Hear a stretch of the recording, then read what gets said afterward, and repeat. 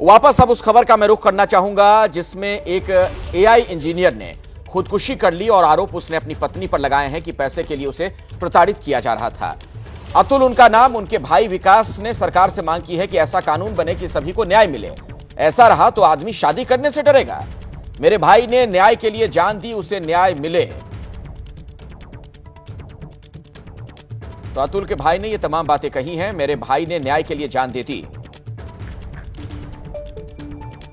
आप जो वीडियो बनाया गया है उसमें ईच एंड एवरीथिंग कैसे उसको हरास किया गया है, जो भी जुडिशियल सिस्टम के द्वारा कानून जो बनाए गए हैं फेक केसेस लगाने के द्वारा। आप सुप्रीम कोर्ट ऑफ इंडिया के अगर जजमेंट को सुनोगे तो उसमें भी ये कहा गया है कि 498 के जो केसेस हैं वो 98% केसेस जो हैं वो फेक लगाए जा रहे हैं। तो क्या हमारे इस देश में कोई कानून है जो मेंस को प्रोटेक्ट करता हो?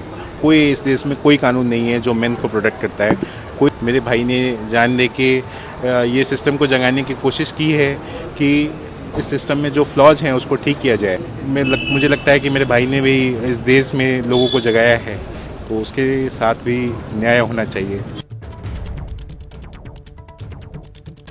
अतुल ने जो वीडियो संदेश जारी किया उसमें उसने कहा कि जब इस मामले को लेकर उसने सास से बात की तो सास ने यह कह दिया कि तुमने अभी तक सुसाइड नहीं किया, मुझे लगा आज तुम्हारे सुसाइड की खबर आएगी।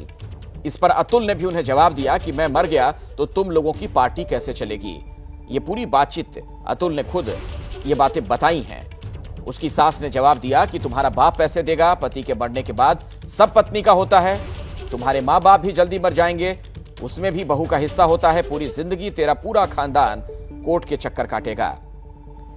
तो किस तरह की मनस्थिति से गुजर रहा था अतुल, इसका अंदाजा आप लगा सकते हैं उसकी कही बातों से। तो पुलिस की जांच के बाद सच्चाई सामने आएगी और आरोप यकीनन बहुत गंभीर हैं। बार काउंसिल ऑफ इंडिया के चेयरमैन मनन मिश्रा ने कहा कि ऐसे केस में सुनवाई से पहले जांच हो।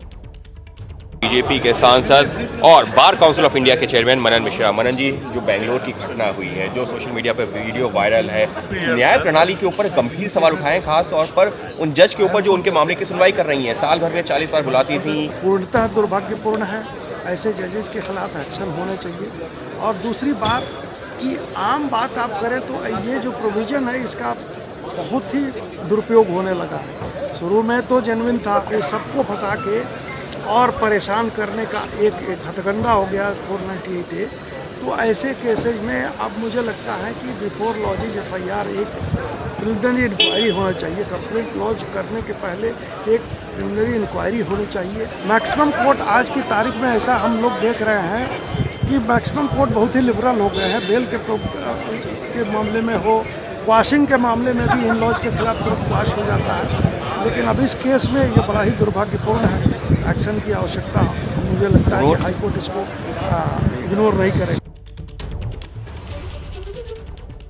तो आपने सुना क्या कुछ कहा जा रहा था उधर मनन मिश्रा की तरफ से। उनका यह कहना था कि किसी भी इस तरह के मामले में FIR दर्ज होने के पहले जरूरी है कि एक पहले शुरुआती जांच हो जाए और उसके बाद FIR दर्ज हो, किसी भी तरह से किसी की हैरेसमेंट ना हो।